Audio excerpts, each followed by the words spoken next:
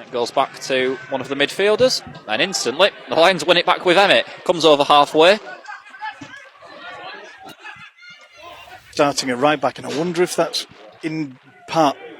Well, Thomas has won it back here from quite a way out, about 30 yards, took it on, it was moving in the air, and Joe Cracknell's taken an unconventional approach to saving it. It's almost ricocheted off his chest and behind for a corner. It was sloppy for Guiseley to lose it in that manner, and yeah, Cracknell did well to see it and watch it in the air all the way, because it had a bit of movement on it. Here's Lafudu, who's worked his way level with the area, goes down the outside of his full-back, cross goes in, it's towards the back post, and Will Longbottom plays it across the face of goal, and somehow it stayed out, and it shepherded out of play by Collins for a goal kick. It was a great ball in from Lafudu, flicked on, I think, by Ackroyd at the front post. Longbottom was there to meet it at the back post, and instead of diverting it goalwards, could only send it back in the direction it came from. And Whitby will be happy too. You know, they've played an extra game, but only 5 or 6 points off the playoffs. Lafudu comes in field, he skips past a few players, the ball drops to Ible, who lines up an absolute rocket from the edge of the area. It was hit right-footed first time.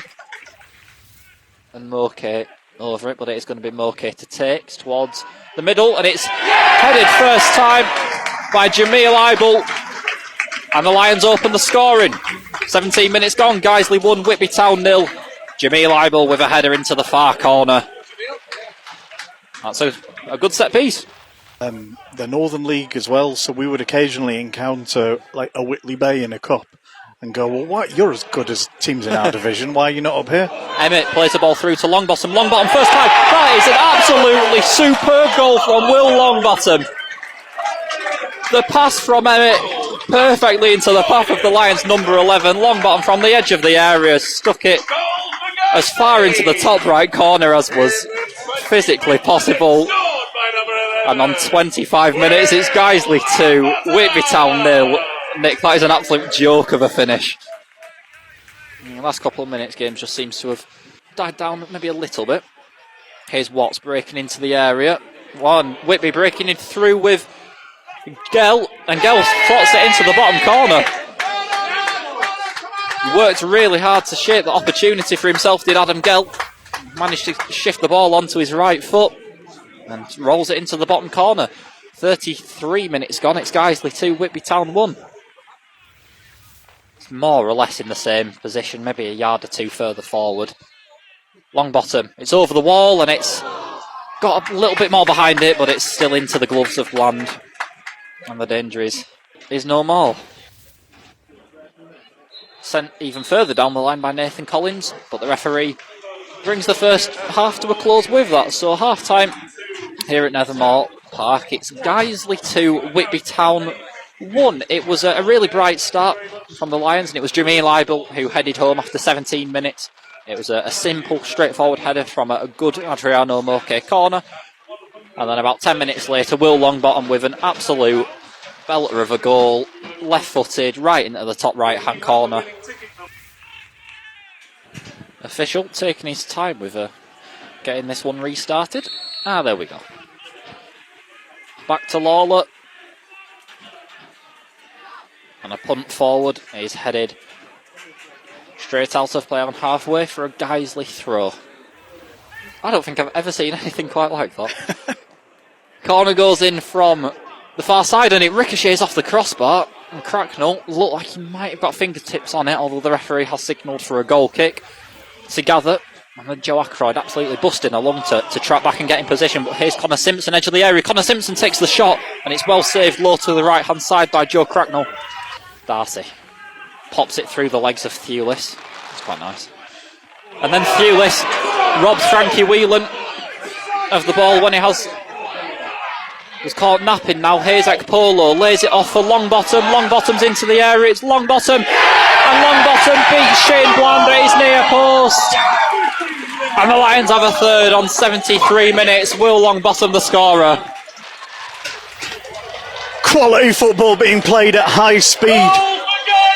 We've looked good since we've picked up the tempo, and there's the goal that it deserves. Coming away on the break after a little spell under pressure. more comfortable than it maybe did 20 minutes ago, but yeah, it does. Still doesn't feel like it's won. Far from it. If you're a neutral, you'd say with 7 minutes to go, the result is probably set, but I'm not a neutral. Here's Whittam, cross goes in. It's gathered by Longbottom, who gets a shot away inside the 6-yard box. It's brilliantly blocked by Sam Collins, though, on behind for a corner. Here's Whittam, who's now switched to the right flank. Goes down the outside. Still Whittam. Drilled. Oh, it looked like it was a gunner shape to get across it. Instead, tried to catch Bland out at his near post and whistles it only a yard or two over the crossbar. Still chirping, though. He is still chirping. I mean... Oh, well. Bland takes the goal kick, but slips as he does it and completely scuffs. Doesn't matter anyway, the referee brings the second half to an end and the game to an end. It's finished here at Nethermoor. Guiseley 3, Whitby Town 1. Jameel Ible opened the scoring with a well-placed header from a corner. And then Will Longbottom scored a brilliant second from the edge of the area to make it 2-0. Aaron Gell pulled the goal back for Whitby Town just after the half-hour mark. A nicely taken right-footed effort slotted into the bottom corner. And then the only goal of the second half came when Jordan Thewlis robbed a Whitby Town defender in possession of the ball, gave it to Prince Ekpolo. Ekpolo played in Will Longbottom, and Will Longbottom grabbed himself a second goal of the game. That's 3 games against Whitby Town in 2024, and it's 3 wins. Didn't feel like the most fluent performance in these conditions, is that fair to say? Yeah, it was an awful game, really, wasn't it, in terms of, trying to play some decent stuff. So it was just a game of moments, getting the ball in the final third, as effectively as you could, and trying to make things happen. And, I thought we started quite well, actually. We missed an open goal pretty much, got 2 in front, could have been, a couple of other half chances as well. And then just give them a little bit of a leg up. I thought they were getting on, they really packed the midfield. They had 4 bodies in there, so they were picking up a few loose balls, a little bit too many than I like, but then pick one up in midfield, we scuff a clearance, we let a throw in go into someone's feet, and then we have 3-4 opportunities to tackle and clear, we don't, and it's 2-1, it's game on then, and the wind seemed to turn round and it looked like it was going to favour them second half. So we had a real job in our hands second half to do it, but I thought the wind changed again, didn't it? It sort of swirled around and were difficult to play. Really tough conditions for both sets of players. And then obviously that third goal is the real killer. Great work from Jordan to win the ball. I think that was the one for the goal, wasn't it? It was a great result by Prince as well. To support him, wasn't it? Exactly. Countered really well, and Will took it away, and then we were very comfortable, I thought, after that point. Really good win. They've been on a really good run, won a lot of games recently, so knew it'd be a difficult one, but thought we were well worthy of the 3 points, really. And 2 really good goals and a goal by Jameel. A really good goal, great delivery into a good area, using that wind, using your intelligence, and Jammer gets a touch on it. We said, they had not the biggest team, they had 2 really big lads, but if we could get them 2 out of the way, we fancied the matchups everywhere else. Said to Brownie, potentially Jammer, you might be the 2 today on matchups where you'll nick a goal, and so important to get in front in games like that. I thought we started quite well last week. Thought we started games a little bit slowly at times, so I thought we were decent front foot today, got in front.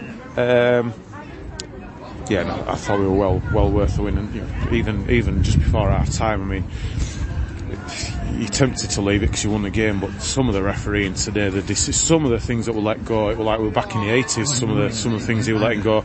I mean, Jack Emmett's 2 arms shoved to the floor just before half time in the penalty area. It's a penalty. It should be a penalty in 3-1, and pretty much game over. We were very, very strange refereeing performance today, but.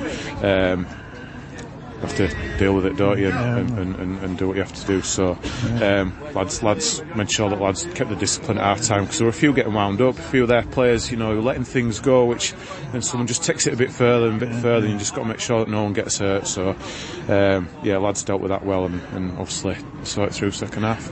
Once again, as we've discussed before, it's a very strong bench where you can bring on Lewis Whittam, Gabriel Johnson and Jordan Thewlis. Jordan Thewlis, I think he's got 3 goals in 5 and an assist, doesn't he? So. Absolutely. It's working for us really the way we're kind of doing it at the minute. You tempted last week to make a few changes after after those lads came on and made a bit of a difference. But Gab's been off with a bit of illness this week, and it's been difficult to train properly on Thursday with the stormy weather. It was a bit of a difficult session, so I went with what we'd done over the past few weeks. Made a couple of little adjustments with swapping full-backs around, just to try and get Brownie giving us a little bit more going forward on that right side with them playing so narrow. And obviously moved Jack left, just try and get him a little bit more room and on the ball, which worked. He floated in off that left hand side, got on the ball and fed Will for Will's goal in that second one. So that worked quite well, and lads came off the bench and had a really good impact for us to see it through and get us that third goal that finished it. That's 20 goals for Will now, isn't it? Ridiculous. I can't remember the last time a player got 20 for it. It's probably James Hanston, I think. I remember Adam Boys getting 20 odd in between. I remember that. Remember Boys getting some, but no, brilliant for Will. He's his first one, an unbelievable finish. I didn't think he'd start very well, to be honest. Giving the ball away a few times, missed an open goal, but we know if we keep feeding him, getting him, we know he'll be in and around that box. And took his both goals. Obviously, the first one really, really well, and second one where composed himself and finished it. Well as well, so that long may that continue. Let's we'll keep feeding him and he can keep scoring. And you got I think it was half an hour to lose with him today, so it's building up that. We toyed with making a couple maybe at half time, but obviously he's getting stronger. He's getting kicked as well. Please see him get kicked. Want him to get kicked and just build that confidence. It's been a long time since we've been out here, and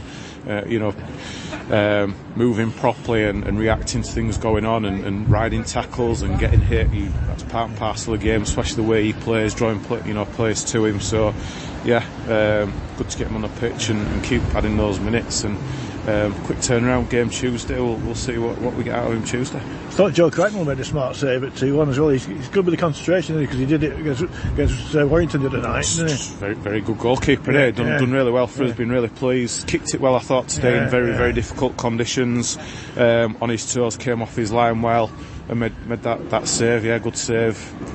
Lad shot from distance, didn't he? I think he'd have been disappointed if he went in, but I think he did well. Pushed it away, didn't he? Got it away from danger. So good performance, Crackers, today. And it's Hyde United next week.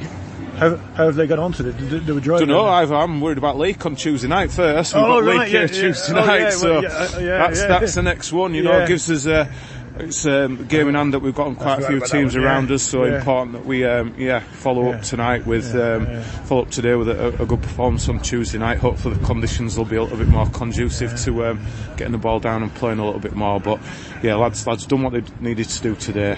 Good professional job. It's on to Tuesday now. That's the next focus. We've got to get 3 more points.